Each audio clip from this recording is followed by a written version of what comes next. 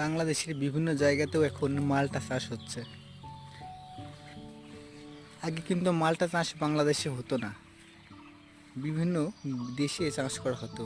তো এখন বাংলাদেশে এটা চাষ করা হচ্ছে অনেক।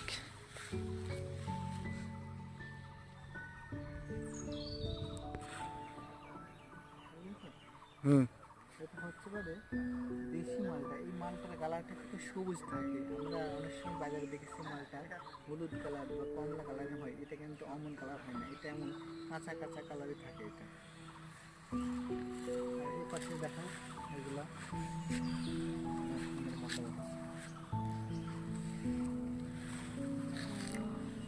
মালটা বাগান, অনেক বড় মালটা বাগান। এখানে মালটা সহ আরো অনেক রকমের গাছ আছে।